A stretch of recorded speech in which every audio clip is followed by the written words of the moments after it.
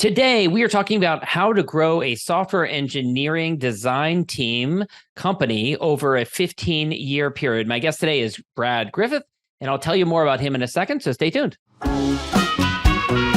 Welcome to the Smart Business Revolution podcast, where we feature top entrepreneurs, business leaders, and thought leaders, and ask them how they built key relationships to get where they are today. Now, let's get started with the show. All right, welcome everyone. John Corcoran here. I'm the host of this show. And, if you've listened before, you've seen that every week I talk to smart entrepreneurs, founders, CEOs of all kinds of companies. We've had Netflix to Kinko's YPO, EO, Grubhub, Redfin, Quicken, you name it. Lots of great episodes in the archives. And of course, this episode brought to you by Rise 25, our company where we help B2B businesses to get clients, referrals, and strategic partnerships with done-for-you podcasts and content marketing. And you can go to rise25.com to learn more about what we do. And before I get to today's guest, I want to give a quick shout out to Warner Moore of Gamma Force. GammaForce.io is the name of his company. Go check it out. He introduced me to today's guest. He does a variety of different things, including entrepreneurial technology and cybersecurity. So go check him out. But my guest is Brad Griffith. He's the president of Buckeye Innovation. It's a web engineering and design team that he founded back in 2009 after graduating from Ohio State, got a couple of degrees there. And he's worked in web application development, including working with JPMorgan Chase, Qualcomm, and the Go Big network. And fun fact I want to launch into here is that one of his first projects that he worked on was he had a sixth grade book project. And rather than just turn in a boring PowerPoint presentation or a paper book report, he decided I would build a website. And that's really cool because that kind of launched your career and kind of introduced you to the world of web development. So first of all, how did you figure out how to build a website when you're like, 11, 12 years old? And I imagine back then there weren't the types of tools that we have today. Right. Yeah, it was early on. Thanks for having me, John. I'm really excited to be here. It was an exciting time to try and learn something that was brand new. I built it on my AOL web space, back in the America Online days. I actually went to so not a GeoCities. I guess GeoCities was owned by Yahoo, I think. So right, it was around that time. Okay. We had our internet through AOL, one of the CDs they would mail out and installed on the computer. And so that's where I launched it. I learned actually by going to the Columbus Metropolitan Library, who's now one of our biggest clients for my business. So it's exciting for this to come full circle. I went to the Columbus Library and I checked out HTML for Dummies and some other books. The JavaScript Bible, and there are these books that I would check out and sit in the library and read them. And I'd check them out and take them home. And I would, on my old Gateway computer, I know I'm dating myself here. I had a Gateway, the big boxes with the white. I ordered one when I lived in Washington, D.C., and I came home after work one day and it was sitting on the front step. I'm like, I don't know why no one stole this thing. Right. Yeah. Big cow print. It's clear as a computer. Absolutely. Yeah. My oldest sister, she actually worked for Gateway in sales.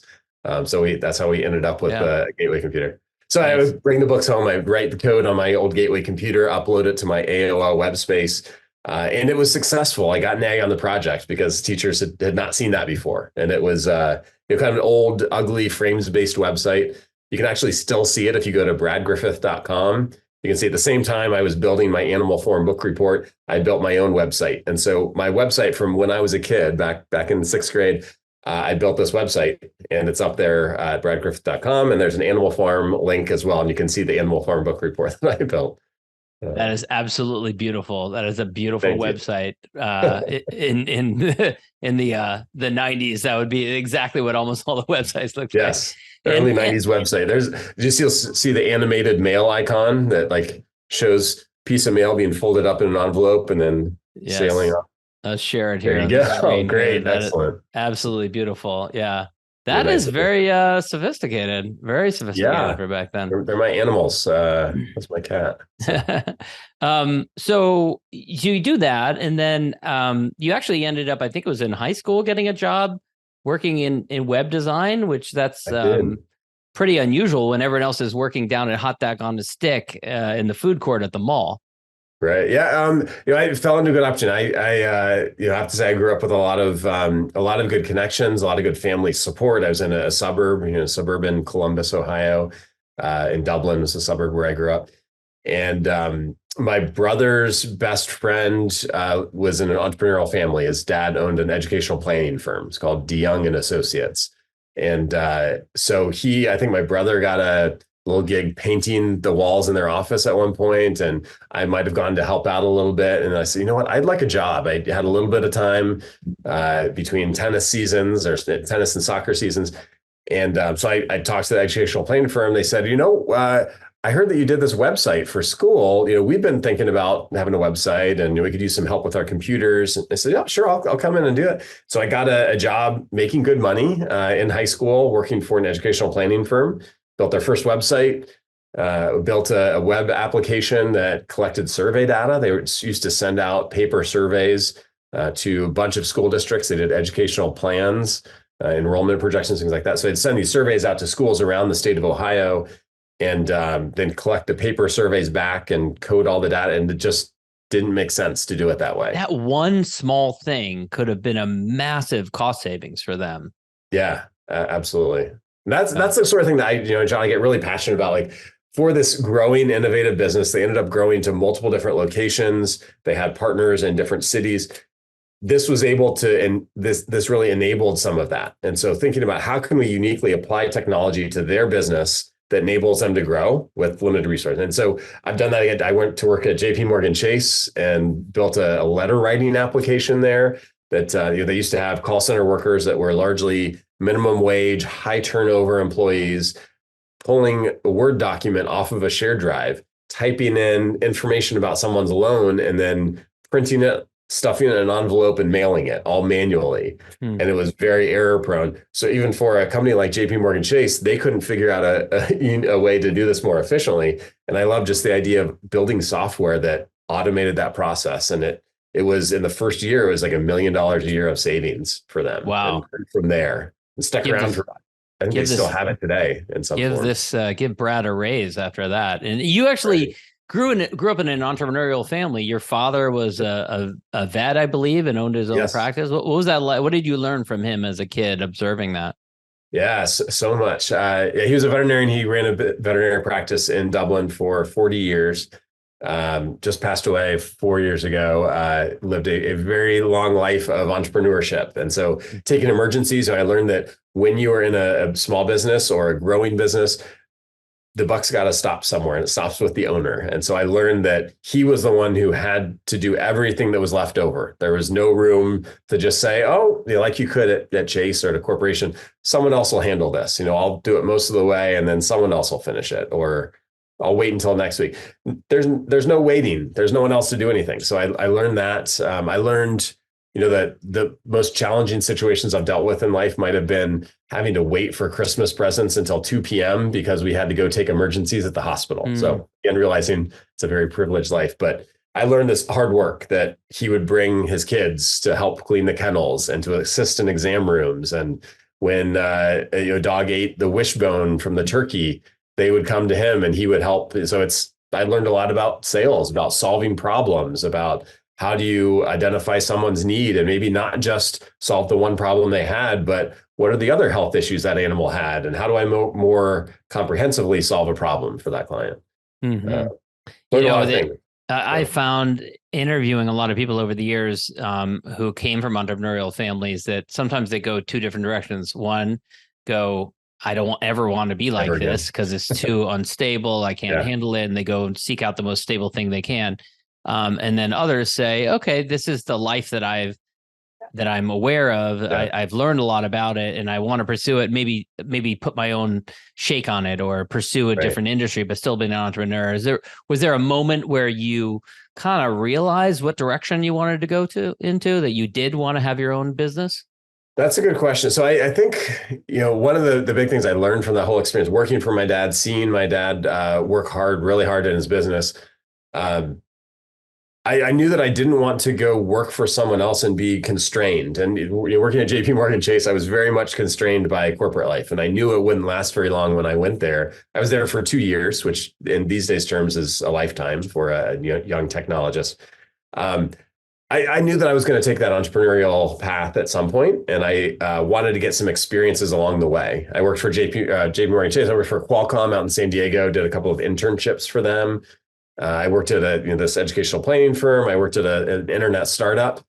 So I tried to get a variety of experiences, knowing that that variety that would help prepare me. Those combined would help prepare me for what I would see ultimately. So now I can tell someone who's in banking. We've had a couple of clients who are in banking or financial services and say, I worked at JPMorgan Chase. I know how all the separation of responsibilities between environments and across teams works. We had to work within Sarbanes-Oxley laws, but I knew that was not what I wanted to do eventually. I wanted to run my own business. I feel like I have more of an opportunity. Maybe it's a little bit of control freak in me that I feel like if I can have more of a say in my path, if I want to work harder, I can work harder and I can make more money now. I don't have to wait 2 years until that clock starts on my promotion cycle. Yeah. So I knew it was always going to be the entrepreneurial path eventually. And you also, you told me before in a story about your family used to go and collect Buckeyes, which I learned is not just the mascot for Ohio State, your alma mater, but is actually a poisonous nut, which is the mascot for Ohio State. So you went around and I'm assuming you're wearing some kind of like a mask and appropriate outfits and gloves and stuff like that, and collecting these nuts and then drilling holes in them and then selling them as a necklace that people put around some kind of weird pagan ritual put around their neck at sporting games. Is that how it works? That's pretty close. Pretty close. Yeah, it's not an airborne toxin, so it's not that bad. You just don't want to like eat them directly. But we go collect Buckeyes. There are plenty of Buckeye trees around, and then we'd make them into necklaces and sell them. And that was one of my first entrepreneurial ventures. That was before Ohio State. They're big on their branding, so it was before they got really tight about sales around the stadium and about their brand. So it was a different time.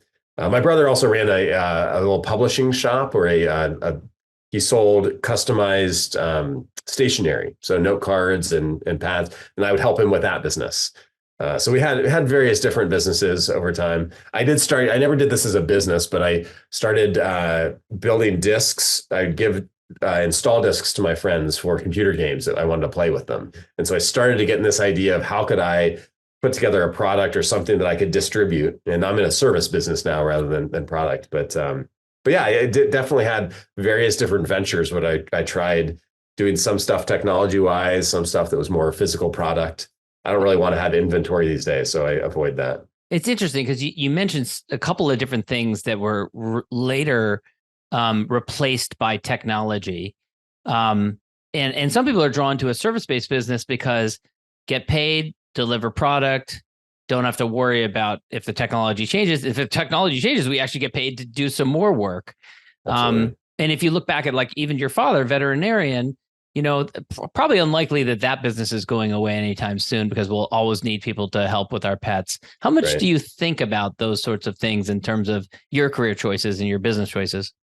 Yeah, good question. So I had a mentor who said, you're going to see that 50% of your business, your revenue goes away in the next 5 years, but you don't know which 50%. And I think he was probably repeating a quote from a book or from a famous person of some sort. So you're always trying to figure out like what is no longer going to be relevant. Because even in technology is moving quickly. But if we are still doing today the things that we were doing 15 years ago, doing it in the same way, we would be irrelevant, and we would not. We've continued to grow the size of projects. We just last week, just this week, we won our second largest contract ever, and by dollars per year, it's the largest contract we've ever won. Wow, so continuing to grow that size of project, it requires that we're looking at AI and we're looking at headless content management systems, and we're looking at different technologies we can use.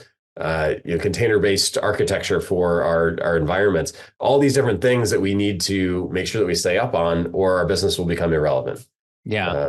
Since you mentioned it, and AI is kind of top of mind for so many different people now, how do you see AI affecting your business now and in the future? Yeah, I mean, I asked one of our developers a couple of months after ChatGPT came out, should we start considering using ChatGPT? He said, oh, actually, yeah.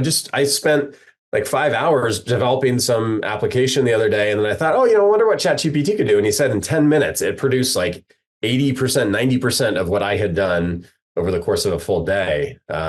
So it is absolutely a tool to be used. I don't have the fear over it that some people do. Like, it's not going to replace us completely as developers.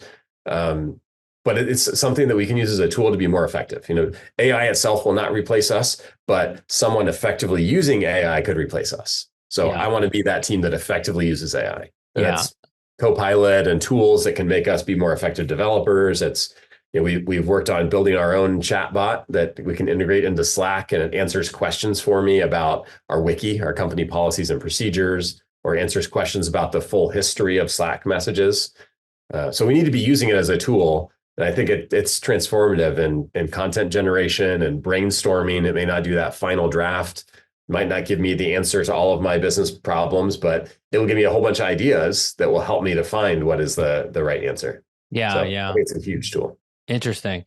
Now your current company, so Buckeye Innovation, actually started it in 2009, which was still a period where there's a bit of an economic downturn following the 07, 08 kind of time period. What was it like starting the company in that environment? And do you remember the early days? Was it hard getting clients?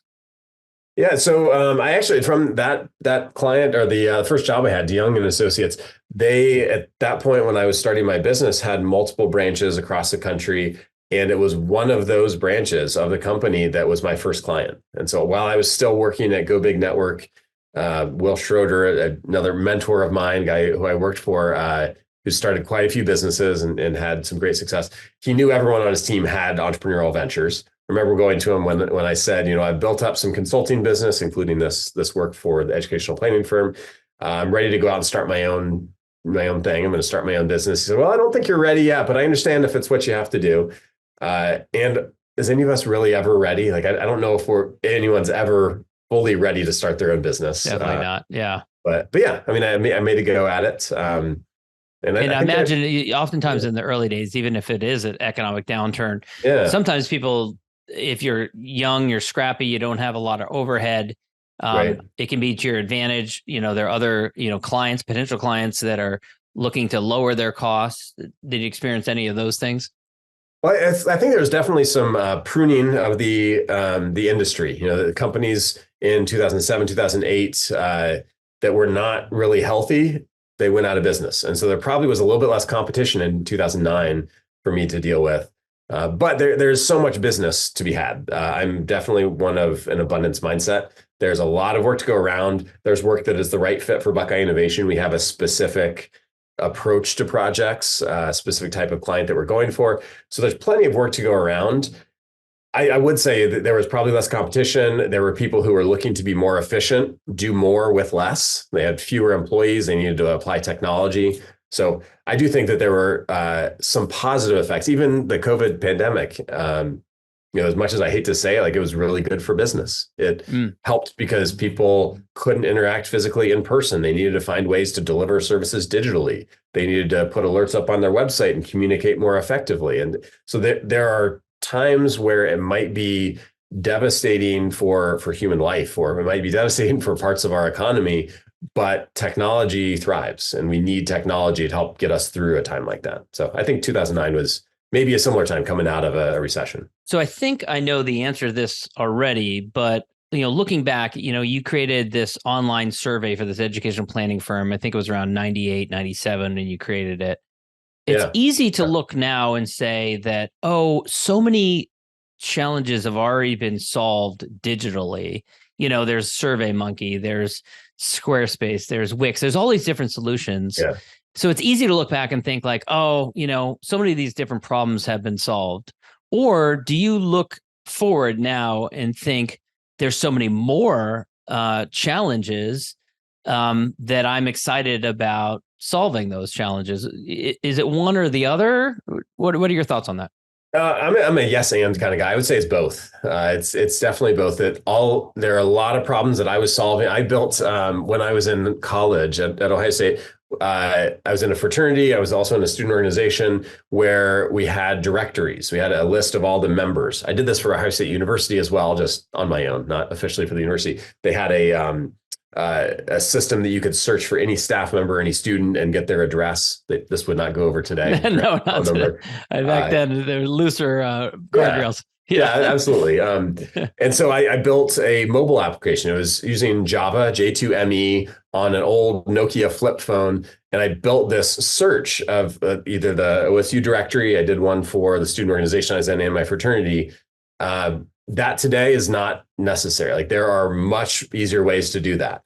But still today, I mean, we're getting projects. We did a really cool project a few years ago that's continued over the last few years that helps with record sealing for those in the justice involved community. So if you have something on your criminal record, but it's been several years, it was a minor offense, you've had no violent offenses since then, you can get those records sealed. And there are hundreds of thousands of people, literally hundreds of thousands of people in the state of Ohio alone who could have their records sealed, but only 6% of those ever apply because they don't want to have any involvement in the justice system anymore. They just want to move on, and it's an arduous process. So something like that, maybe there's a solution, maybe there's an online form, but there are parts of our economy, parts of our society, potentially the judicial system they have not yet adopted all that technology. And so there are ways to make it more accessible to people. There are people that need access who don't currently have access. For me, I've got a powerful computer in my pocket and a desktop, a laptop computer,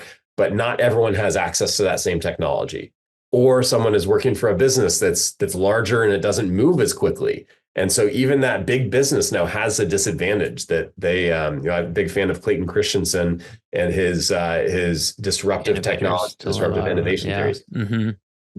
That can be a disadvantage being big and being the top player in the industry. So I like to help both the small businesses, the female minority-owned business, figure out how can they uniquely apply technology, and the solutions are not all out there and easily accessible to them, as well as a bigger company or a government entity where they just are not nimble enough. And so there are problems to be solved as technology moves forward. Who would have thought when I was a kid that instead of a black and white TV with this long antenna where I could watch my cartoon on it, I'm going to have a phone with Netflix, and it's revolutionized how we consume content.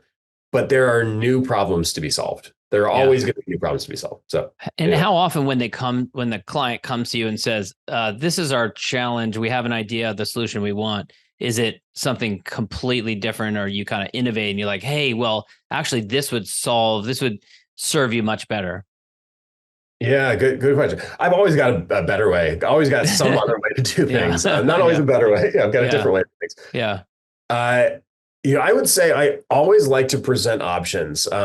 Who was it who I was just talking with? We're working on an RFP for a police transparency system. So we're putting together a proposal for a system. There are a lot of these being created throughout the country where transparency is needed in police code of conduct violations and complaints and accommodations when they do a good job. So there's a campaign out there for improving transparency. And I said, you know what? There's $100,000 available in this RFP. I could put in a proposal. We could build a great system. We built this other one that's involved in the justice system. We've had several other government projects. We could just build it for them. But I said, you know what? There's probably something out there. Why don't I they gave a couple examples. Why don't we look at an open source platform? And why don't they consider that? And so frequently I lean on open source software and say, you could use this, or probably not for police transparency and that level of sensitivity of data, but for a survey of schools around the state of Ohio, you could use SurveyMonkey. So we actually did push a education client to use SurveyMonkey instead of us building a custom system, because that's going to be more efficient for them. Right. But then there are others who need that. They have social security numbers in their system, or the efficiency of having something that's fully built into their website is going to give them more value. So there are always multiple ways to do things. I always like to say, here's a cheap or free option if you want to do it yourself. Here's an open source option. Here's a custom option that we could build for you. Probably want to avoid proprietary options where you don't get the flexibility of a custom system, but it's going to cost you a lot more than doing it yourself or open source. Yeah. I want to ask about with your company. We were talking about kind of like downturns over the last 15 years. And, you said a lot of the downturns have been a little bit self-imposed where you kind of lost track of the company culture, didn't have the mission or vision and values kind of nailed down. Talk to me about that, what that experience was like, how the company kind of got off the rails. Sure. Yeah, I know. I had an entrepreneur ask me, I was speaking to a group through an Accelerate Columbus program recently, and they said, so Brad, when did you feel like you had you had made it? Like you were past that scale when there were problems and now just smooth sailing. And I said that, I don't know that you've ever like fully made, like I have these feelings of milestones. When I joined EO, the Entrepreneurs Organization, that was a really big milestone, and they've got a revenue threshold. So that felt like a big milestone. I think even hiring my first employee, hiring my fifth employee, like hitting 10 years, like there are all these milestones. But all along the way, there's this possibility of being totally disrupted, either by something that's going on with the economy, where I feel like right now, economic fears, the economy is not necessarily bad, but people don't know what to do with the uncertainty. And so that's causing a little bit of challenge. But yeah, to your point, there are a lot of self-imposed downturns where we had my most embarrassing moment that I share with people about my leadership is I said, you know what? I learned in college and I helped facilitate the Leadership Institute. And we talked all about having a vision and operating with core values and with a mission. We need to do that. I don't know why. How did I lose track of that since college? Maybe that's what's causing some of our problems. We need to focus. We did some brainstorming, and I said, all right, we've got some brainstorming around our core values. Who wants to go finalize our core values? And I delegated to a subcommittee the core values of my business that I owned 100% of. And in retrospect, that was ridiculous. That was not the way to go. People will come and go through the business, and we have incredible team members who I rely on, but I need to be the chief culture officer. I need to be the one who feels most passionately about our vision and our mission. And so I think I've gotten better since then. We lost about half of our team through that downturn, where we really kind of ended up with two factions in the company, and those who followed one team member ended up leaving. And so I learned a lot through that. I think we do much better on those core values and mission and vision, but there have been other growing too fast kind of challenges where we just hired too fast. We didn't really have a clear picture of who we needed on the team and what kind of work they needed to do. So some of the downturns that we experience are a little bit self-imposed. So I think I was talking about, my career path. I want everyone on my team to have a very clear career path. What are they trying to achieve? How are we helping them grow? And it's no different for myself. Like I want myself to have a next step in my career. And so trying to become the CEO and coaching people, empowering them, providing opportunities for them is where I want to be, where I'm the chief culture officer, chief strategy officer for the business, but I'm not running the day-to-day in any certain area of the business. And that leaves some room for others to step in. Most of us have probably worked for someone who's a total control freak and wants to control every aspect of everything that's done in the business, every client relationship. I don't want to be that way. I want to empower the team and let them have authority and responsibility. But I have not always done that the best way. Like the culture, delegating the definition of our core values. Can't do that. That's my business. I need to be in charge of that. I also need to make sure that when I am giving responsibility on delegating responsibility, it's not that sort of abdication where I'm just saying, well, I'm out. You guys can do whatever you want here. I need to provide enough guidance, and I need to provide, we started this year putting together a management development program where we have a curriculum that goes through various topics, where I might pull one of my favorite books from my bookshelf and say, we're going to go over, disruptive innovation strategy, and how, as we're coaching our clients, this is how I want our clients to try and approach bringing a new technology to market. Or Lean Startup is a book I love. So bringing some of those books that I've enjoyed, or going through business school, what are some of the case studies that I read, bringing some of that knowledge and having conversations. Not that I'm going to come with all of the expertise and everything that they need, but we can at least have a conversation. We can read an article together or read a book together. And then we can say, let's talk about one-to-ones with team members. What makes for an effective one-to-one with your direct reports? And how do I like to approach it? What are some other things we might learn? So I need to do a better job of being intentional as I put people into management positions, that I'm not abdicating authority, just letting go and leaving a void that they have to fill, but I'm setting the strategy and the guidelines and giving them the coaching they need so that they can become great managers. Yeah. And Eric Ries, Lean Startup, great book. We'll put it in the show notes. I'm a big fan of gratitude. And if you look back on your career, your journey, who would you want to shout out, particularly peers, contemporaries? Sometimes there's a fine line between a peer and a mentor. Yeah. Who would you want to thank for helping you in your journey?